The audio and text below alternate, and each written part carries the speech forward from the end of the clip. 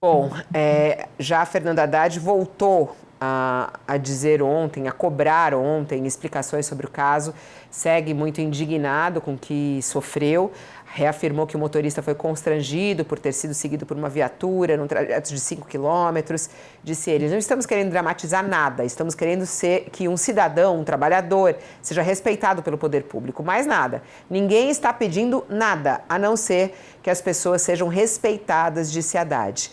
Bom, vou começar a rodada aqui por você, Josias, que é curioso isso, né? Porque, por um lado, até integrantes da campanha de Haddad falam em crime eleitoral. Ontem a gente discutia isso aqui com alguns juristas. Só que aí também, pelas redes sociais, tem muita gente que começa a falar, gente, esse é o normal da PM de São Paulo, né? Quem nunca, né, sofreu abordagem, quem sofreu isso, né? Principalmente alguns grupos de pessoas que sofrem isso com muita frequência por parte da Polícia Militar. Pode ser realmente algo comum da Polícia Militar? O que significa essa análise preliminar da PM em 40 câmeras, ao dizer que foi uma abordagem e um procedimento normal, nada de irregular? Quer dizer, não foi irregular mesmo? O Tarcísio de Freitas, Fabíola, ele demora a perceber, mas a Polícia Militar Paulista transforma um caso singelo num problema político. Mal começou e a investigação sobre essa abordagem inusual de uma patrulha sobre o Fernando Haddad, o seu motorista, já chegou a uma conclusão preliminar. Examinaram 40 câmeras e estão dizendo que essas imagens revelam que não há nenhum vestígio, nenhum indício de procedimento irregular dos policiais. Então, uma grande desvantagem de investigações apressadas é o tempo que a pressa faz perder. A pressa não adianta. Então, o Fernando Haddad fez o seu relato. Houve uma primeira abordagem, quando ele ainda estava no carro, lançaram ali um facho de luz. Ele achou aquilo, bom, pode acontecer, né? Mas depois que o motorista o deixou em casa, foi seguido por 40 minutos, a ponto de ter entrado no estacionamento de um hotel para verificar o que estava acontecendo. Chegou a fazer contato com os policiais que recomendaram a ele que vaza daqui. E havia câmeras, segundo o relato feito pelo motorista, ali no estacionamento, havia câmeras que podem ser verificadas. Será que a polícia viu essas câmeras, né? E o secretário de Segurança, as coisas esquisitas, elas acontecem, porque o secretário de Segurança de São Paulo, que é o delegado Oswaldo Nico, ele fez um primeiro contato com o Haddad, antes de serem divulgadas essas conclusões apressadas, né?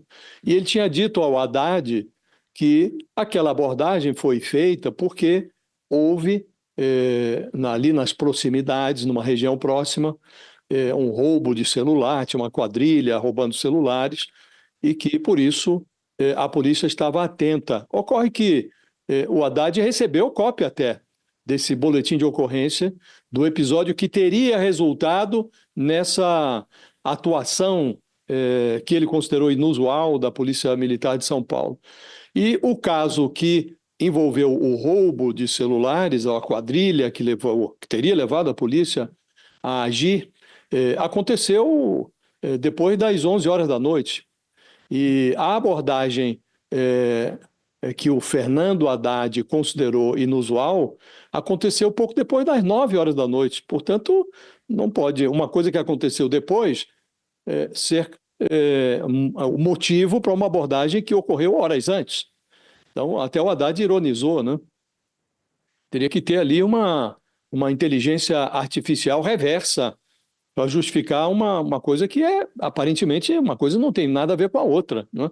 E agora diz o governador que depois dessas conclusões preliminares, o policial, o motorista que estava com o Haddad na hora da abordagem e que depois foi seguido pela viatura da Polícia Militar, ele diz que houve até um contato do carro da polícia com o para-choque do automóvel que ele estava dirigindo, que, aliás, é um automóvel muito diferente do que era usado pela quadrilha que assaltava celulares, né? Era um era carro preto, o outro era o carro prata, um era o carro de uma marca, o outro tinha outra marca, completamente diferente.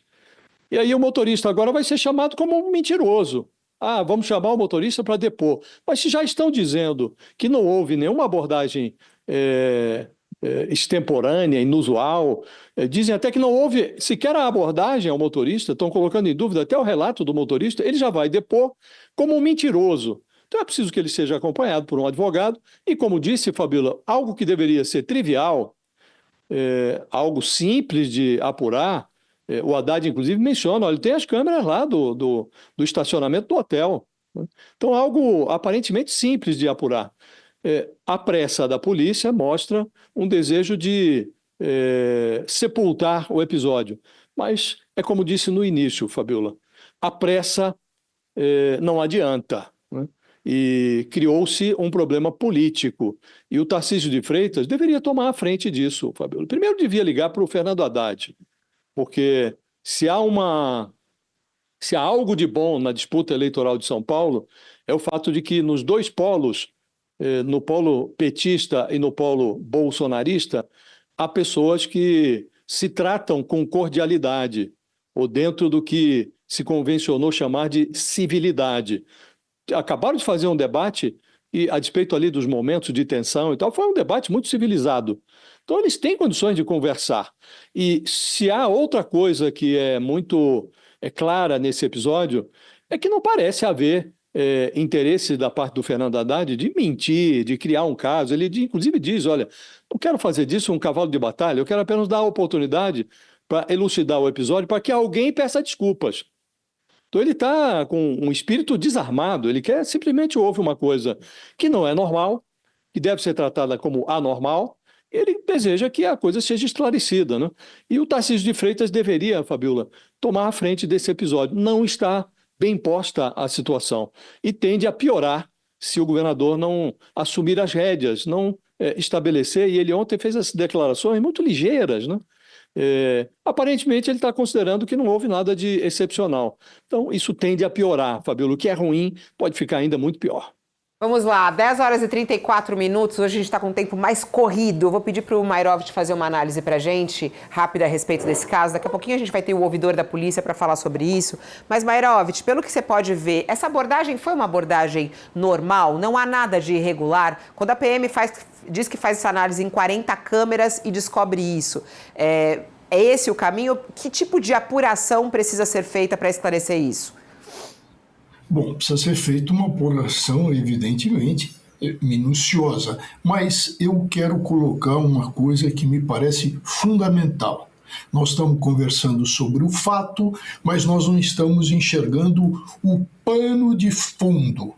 Qual é o pano de fundo que, evidentemente, se é de fundo, está atrás desses fatos? Vamos olhar, por favor, o pano de fundo. E o que o pano de fundo mostra? Uma polícia militar contaminada pelo PCC. Uma série enorme de reportagens e até isso levou a um editorial do jornal O Estado de São Paulo que tem o seguinte título, e eu coloco entre aspas: PCC está dentro da Polícia Militar de São Paulo. PCC está dentro da Polícia Militar de São Paulo. O UOL também produziu matérias. Esse é o ponto central do pano de fundo. O que uma organização mafiosa faz e contamina? Portanto, se a PM, por oficiais, atenção, oficiais coronéis, se ela está contaminada, qual é o método? O método é o da intimidação, é a da difusão do medo, e a atenção é de mandar avisos e é de mandar recados. Este é o pano de fundo. Portanto, não dá para pegar um fato desse, onde uma ousadia chega a um candidato ao governo de São Paulo, evidentemente, até isso é possível, com aviso: olha, a situação é essa. E o que tem no fundo desse pano de fundo? Com letras garrafais, a Polícia Militar de São Paulo é incontrolável e está desgovernada. E acabamos de falar há pouco sobre um episódio a mostrar problema de letalidade das polícias militares. Nós falamos da ação de descumprimento de preceito constitucional do Supremo. Estou falando do caso Manguinhos também. Então, este é o pano de fundo. O pano de fundo. Não dá para fechar os olhos e falar, não, esse é um episódio isolado. Pode não ser não, porque o pano de fundo está muito sujo.